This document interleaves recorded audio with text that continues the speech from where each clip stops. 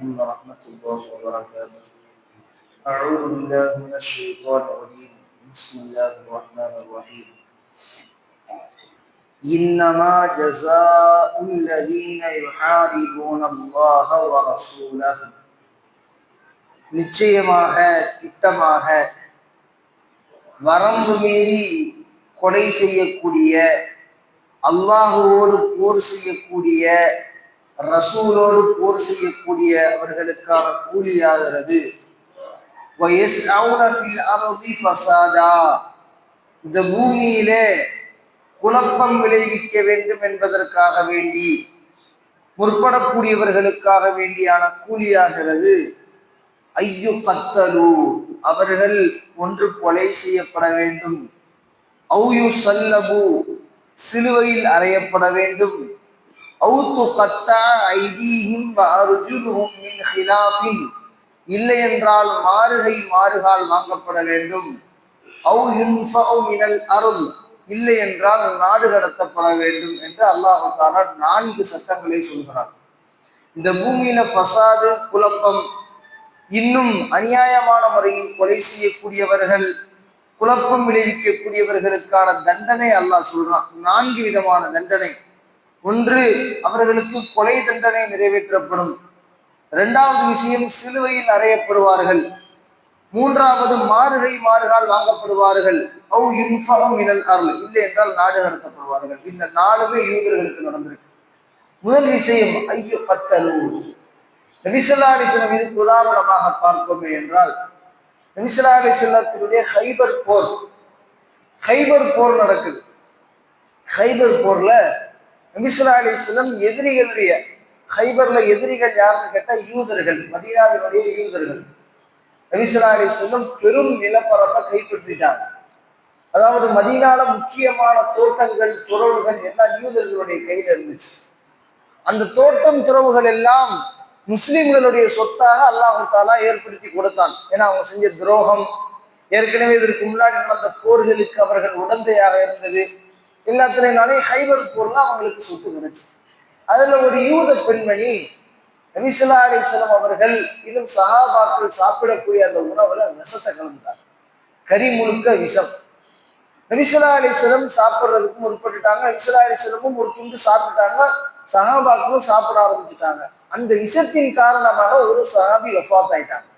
தன்னை நம்பி வந்த ஒரு சஹாபி, அந்த பெண்ணை நம்பி சாப்பாட்டினுடைய பொறுப்பை ஒப்படைத்த நபி ஸல்லல்லாஹு அலைஹி வஸல்லம் துரோகம் விளைவித்து அந்த பெண் விஷத்தை கலந்ததுக்கு அப்புறம் நபி ஸல்லல்லாஹு அலைஹி வஸல்லம் கண்டுபிடிச்சிட்டாங்க. எல்லாம் துப்புங்க, எல்லாம் அந்த கறியை புதைச்சிருங்கன்னா. அந்த பெண்மணி நபி ஸல்லல்லாஹு அலைஹி வஸல்லம் கேட்டாங்க, என் மீது அபாண்டமாக பழி சுமத்துகிறீர்கள், நீங்க நபியா இருக்கிறீங்க, நான் விஷத்தை கலந்தேங்கிறது உங்களுக்கு எப்படி தெரியும் அப்படின்னு கேட்டாங்க. உடனே நபி ஸல்லல்லாஹு அலைஹி வஸல்லம் சொன்னாங்க, இந்த கறி என்னிடத்தில் பேசிய மாபெரும் முஅஜிஸா, அதாவது அறுக்கப்பட்டு அது ஒரு சமைக்கப்பட்ட ஒரு கறி. புகாரி ஷரீஃப்ல வரக்கூடிய ஹதீஸ். இந்த ஹதீஸ் நம்மளுடைய அறிவிற்கு எட்டாத காரணத்தினால் கட்டுக்கதைகள் என்று நம்முடைய உள்ளத்தில் நினைப்பது ஈமானினுடைய குறைபாடு என்ற அர்த்தம். அதாவது நம்ம அறிவுக்கு ஒண்ணு எட்டல, இது ஒரு மாதிரி இருக்குது, அது நம்முடைய அறிவினுடைய பலகீனம். அல்லாஹ் தஆலா எல்லாவற்றுக்குமான அறிவை நமக்கு தரல. நம்ம படைப்பினங்களுடைய சிந்திப்பை நாம் சிந்தித்தால் நமக்கு ஒரு விளக்கம் கிடைக்கும். படைத்தவனை பற்றி சிந்திக்கும் பொழுது நம்ம அறிவு முற்பட்டு போயிடும், முடிஞ்சு போயிடும், அந்த அறிவு நமக்கு கிடைக்காது. அப்போ நபி ஸல்லல்லாஹு அலைஹி வஸல்லம் சொல்றாங்க, இந்த கரியினிடத்தில் பேசி இதெல்லாம் துப்புங்கன்னாங்க. ஒரு சஹாபி அந்த விஷம் இறங்கி வஃபாத் ஆயிட்டாங்க, ஷஹீத் ஆயிட்டாங்க. உடனே அந்த பெண்மணிக்கு நபி ஸல்லல்லாஹு அலைஹி வஸல்லம் மரண தண்டனையை நிறைவேற்றுகிறார்கள். அந்த பெண்மணி கேட்கிறாங்க, இல்ல நான் அந்த மாதிரி மன்னிப்பு கேட்கிறேன். மன்னிப்பு என்பது ஒரு விஷயம் செய்த பின்பு, நான் செய்து விட்டு நீங்க யாரும் சாப்பிடாதீங்கன்னு நீங்க மன்னிப்பு கேட்டிருந்தீங்கன்னா அந்த மன்னிப்பு வேற. அல்லாஹ் தஆலா அடுத்த அர்த்தம் சொல்றான், நீங்கள் எல்லாரும் இறக்க வேண்டும், வஃபாத்தாக வேண்டும் என்பதற்காக வேண்டி முழுமையாக மறைத்து விட்டீர்கள். அந்த பெண்மணிக்கு மரண தண்டனை நிறைவேற்றப்பட்டது. 2வது அவுயு சல்லபு, சிலுவையில் அறையுதல். இது பனி இஸ்ரவேலர்கள்ட்ட தொடர்ச்சியாக இருந்த மரண தண்டனை. நீங்க பார்க்கலாம், ஈசா அலைஹிஸ்ஸலாத்தை அவர்கள் கொலை செய்து அவர்கள் சிலுவையில் அறைவதற்காக வேண்டி ஏற்கனவே சிலுவையை தயார்படுத்தி வச்சிருந்தாங்க. ஆனா அல்லாஹ் தஆலா அப்படிப்பட்ட நிலைமையை தரல. அல்லாஹ் தஆலா ஈசா அலைஹிஸ்ஸலாத்தை பாதுகாத்துனான். ஆனா கிறிஸ்தவர்களுடைய நம்பிக்கை இன்னமும் ஈசா அலைஹிஸ்ஸலாம் சிலுவையில் அறையப்பட்டார்கள். நம்ம சொல்றோம் சிலுவையில் எல்லாம் அறையப்படல. அல்லாஹ்வே குர்ஆன்ல சொல்றான் அவங்க சிலுவையில அறையப்படல. பர் ரஃபஅஹுல்லாஹு இலை, மாறாக அவர்கள் வானத்தின் பக்கம் உயர்த்தப்பட்டாங்க. இது முஸ்லிமினுடைய நம்பிக்கை. சிலுவையில் அறையப்பட்டதாக நம்புறாங்க தெரியுமா? அதாவது யூதர்கள்ட்ட நிறைய விதமான மரண தண்டனைகள் உண்டு. குறிப்பாக இரண்டு பக்கமும் குதிரைகளை கட்டி இழுப்பாங்க, அப்படியே உடம்பு ரெண்டு துண்டு அப்படி கிழிஞ்சு போகிற மாதிரி. அதே மாதிரி பெண்களுக்கு ரொம்ப கொடூரமான தண்டனைகள், அதாவது அவர்களுடைய பிறப்புறுப்புல அம்பு எய்து கொள்ளக்கூடிய நிலைமைகள். அதுபோல இந்த மாதிரியான கில்லிட்டன், நீங்க கேள்விப்பட்டிருப்பீங்க, கில்லிட்டன் ஒரு மிஷின் ஒன்று உண்டு.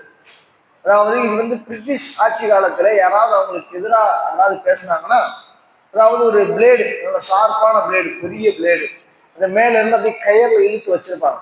யாராவது அவங்களுக்கு எதிராக பேசும்போது அந்த தலையை ஊர் மக்கள் முன்னாடி பொது சபையில வச்சு அவங்களுடைய தலையை வச்சு ரெண்டு பேர் அழுத்தமா இழுக்கி பிடிச்சிருவாங்க. மேல இருந்து அந்த பிளேடை விடுவாங்க. பிளேடுனா நம்ம நினைக்கிற மாதிரி பிளேடு கிடையாது, நல்ல வெயிட்டான, குறைஞ்சது ஒரு 10-15 கிலோ இருக்கிற மாதிரி. அது அப்படியே நல்லா ஒரு 3-4 பேர் சேர்ந்து இழுத்து தப்புன்னு விடுவாங்க. மொத்தமா ஒரே தடவையில தலையை துண்டா எடுத்துரும்.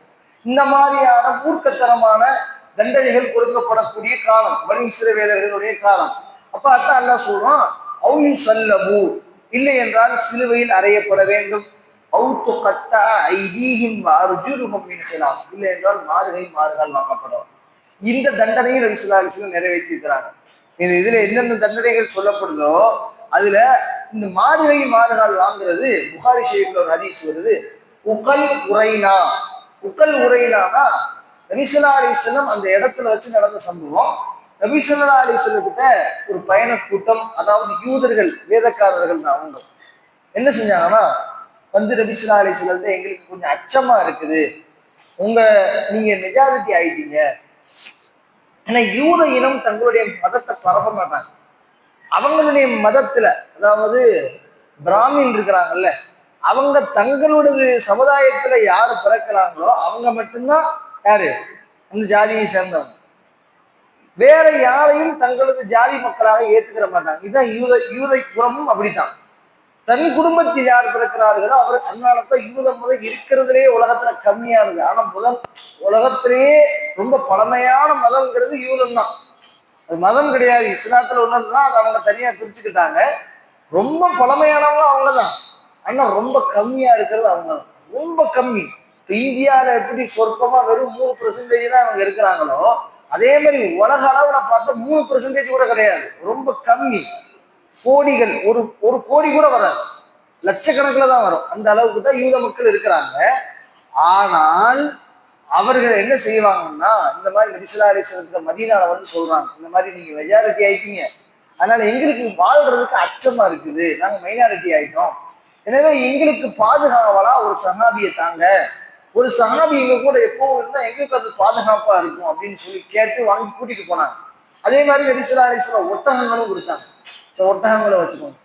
ஊரை விட்டு அவுட்டர்ல போன உடனே இந்த சஹாபியை கழுத்தறுத்து கொடூரமான முறையில கொலை செஞ்சாங்க. கூட்டிட்டு போய் எங்களுக்கு பாதுகாவலா வேணும்னு சொல்லிட்டு கூட்டிட்டு போய் அந்த ஒட்டகங்களையும் எடுத்துட்டு போயிட்டு இந்த சஹாபியை கழுத்தறுத்து கொலை செஞ்சுட்டு ஊரை விட்டு ஓடி போறாங்க.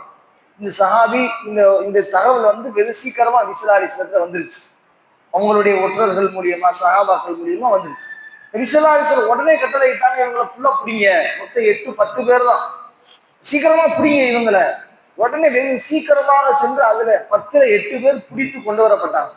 இந்த 10 பேருக்கும் நபி ஸல்லல்லாஹு அலைஹி வஸல்லம் என்ன செஞ்சாங்கன்னா, அவங்க 8 பேரையும் மாறுகால் வாங்கினாங்க. வலது கையை வெட்டுனா இடது கால், இடது கால அதே மாதிரி இடது கையை வெட்டுனா வலது கால், இப்படி மாறுகால் வெட்டி அவர்கள் உயிர் பிரிகின்ற வரைக்கும் நபி ஸல்லல்லாஹு அலைஹி வஸல்லம் வெயில் மணல்ல படுக்க வச்சுட்டாங்க, பாலைவன மணல்ல. அவங்க அப்படியே துடித்து இறந்தார்கள் என்று இப்ப இந்த இதுல நபி ஸல்லல்லாஹு அலைஹி வஸல்லம் முடிஞ்சோன்னு சொல்றாங்க, வேறு யாருக்கும் இந்த தண்டனை கொடுக்கப்படக்கூடாது, இது இதோட போதும். ஏன்னா தன்னை நம்பி வாழக்கூடிய முஸ்லிமான மக்களை இப்படி துரோகம் விளைவிக்கக்கூடியவர்களுக்கு இது மாதிரியான தண்டனைகளும் நிறைவேற்றப்படணுங்கிறது நபி ஸல்லல்லாஹு அலைஹி வஸல்லம் காட்டுறாங்க. இது எல்லாமே நபி ஸல்லல்லாஹு அலைஹி வஸல்லம் எத்தனை விஷயத்துல இறக்கப்பட்டு விட்டுருக்கிறாங்க. ஆனா நபி ஸல்லல்லாஹு அலைஹி வஸல்லம் இப்படி தண்டனையும் கொடுத்திருக்கிறாங்க அப்படிங்கிறது அல்லாஹ் தஆலா பதிவு செய்யறது. எல்லாமே புகாரி ஷரீஃப்ல வரக்கூடிய ஹதீஸ். அதான் சொல்றான், இப்படி குழப்பம் செய்து அல்லாவுக்கு எதிராக போர் செய்து துரோகம் இழைக்கக்கூடிய மக்களுக்கான தண்டனை மாறுகை மாறுகால் வாங்குவது. அருள். நாலாவது சொல்றான், நாடு கடத்துதல். இந்த ஹைபர் போர்ல வெற்றி கொண்டு நபிஸ்ஸல்லா அலைஹி வஸல்லம் மதீனா முழுக்க முக்கால் பகுதி இடங்களை நபிஸ்ஸல்லா அலைஹி வஸல்லம் கைப்பற்றினாங்க. இப்ப இந்த யூதர்கள் இருக்கிறாங்கல்ல, இப்ப இவங்கள்ட்ட இருந்து சொத்துக்கள் எல்லாம் வாங்கப்பட்டுருச்சு. ஏன்னா இவங்க ஏற்கனவே வந்த அரபிகளை ஏமாத்திதான் இந்த சொத்துக்களை கைப்பற்றிருந்தாங்க. எப்படி சொத்துக்களை கைப்பற்றிருந்தாங்கன்னா, இவங்க ஊர் பலஸ்தீனம், இப்ப இருக்கக்கூடிய பைத்துல் முகத்தஸ்ன்னு சொல்லக்கூடிய இதான் இவங்களுடைய பூர்வ ஜென்ம பூமி. எப்போ கிறிஸ்தவம் உருவானதோ அப்போ பல்வேறு ஊர்களுக்கு வந்தேரிகளா இவங்க போறாங்க. அப்படியே மதீனாவுக்கு வர்றாங்க. மதீனால பூர்வக்குடி மக்கள் 2 பேர் இருந்தாங்க. அவங்களுக்கு பேர் ஹவுஸ், ஹஜ்ரஜ். இவங்க அந்த பூர்வக்குடி மக்களுக்கு ஒவ்வொரு ஊர்லயும் பூர்வக்குடி மக்களுக்கு ஒரு பேர் வச்சிருப்பாங்கல்ல. மதீனாவினுடைய பூர்வக்குடி மக்களுக்கு பேரு ஹவுஸ், ஹஜ்ரஜ். இந்த 2 கூட்டத்தார்கள். இந்த 2 கூட்டத்தவர்களுக்கும் வாழையடி வாழையா சண்டை இருந்துகிட்டே இருக்குது. என்ன மாதிரியான சண்டை? சின்ன விஷயத்துக்கெல்லாம் சண்டை போடுவாங்க அரபிகள், காட்டரபிகள். இந்த சண்டையை பயன்படுத்தி இவங்க என்ன செஞ்சாங்க, உள்ள வந்து இந்த பிரிட்டிஷ்காரங்க வணிகம் செய்யறவங்க வந்து எப்படி பிரித்தாலும் சூழ்ச்சி மூலியமா இந்தியாவை கைப்பற்றினாங்க, அதே மாதிரி உள்ள வரும்போதே பேசி மார்வாடிகள் இருக்கிறாங்களே என்ன செய்வாங்கன்னா, அவங்களுடைய தொழில் யுக்தியை நம்ம கொஞ்சம் தெரிஞ்சுக்கணும். என்ன செய்வாங்கன்னா, ஒவ்வொரு ஊரா போவாங்க.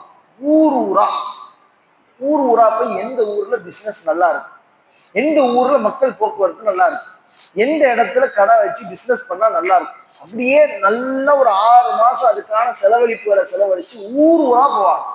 போய் அந்த இடத்துல உள்ள அட்மாஸ்பியரை நல்லா தெரிஞ்சுக்கிடுவாங்க.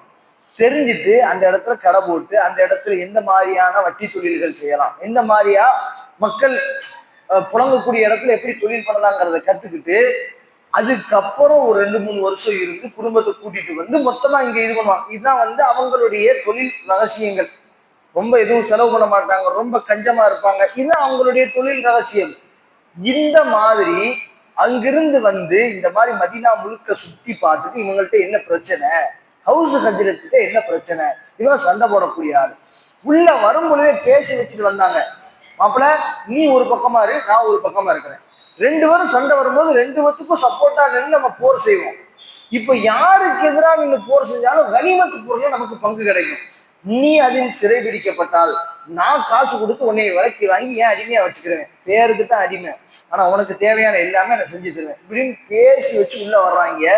இப்படியே உள்ள வந்து கனிமத்து பொருட்கள் எல்லாத்தையும் கைப்பற்றி உள்ளூர் மக்கள்கிட்ட இருந்து எல்லா நிலத்தையும் வாங்கி எல்லா பேரிச்சம்பழ தோட்டங்களையும் வாங்கி மதீனா முழுக்க கைப்பற்றி ஆக்கிரமிச்சுட்டாங்க. யாரு? இந்த யூதர்கள். இவங்க தனக்குன்னு ஒரு பேர் வச்சுக்கிட்டாங்க. அதுக்கு பேர் பனு குறைலா, பனு நலீர்.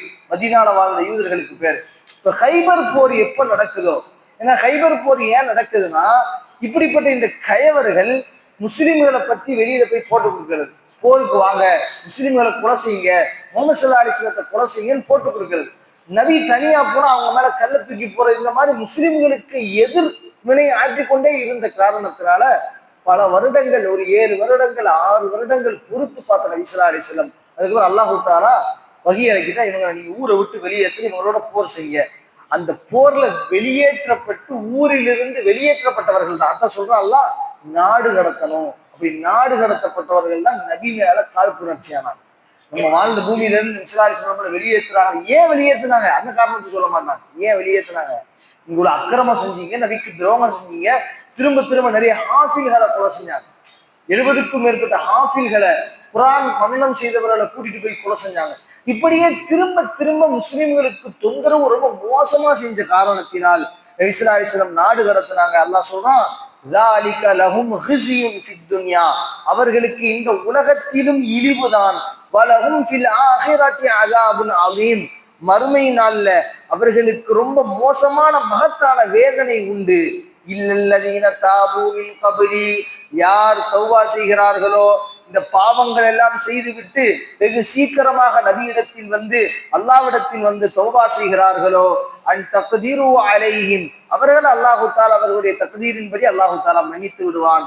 ஃபஅலமு அன்னல்லாஹ கஃபூருர் ரஹீம், நிச்சயமாக அறிந்து கொள்ளுங்கள் அல்லாஹ் தஆலா அனைத்தையும் மன்னிக்கக்கூடியவனாகவும் இன்னும் ரஹீமான கருணையாளனாகவும் இருக்கிறான் என்று அல்லாஹ் தஆலா இந்த ஆயத்தை முடிக்கிறான். இந்த ஆயத்துகளின்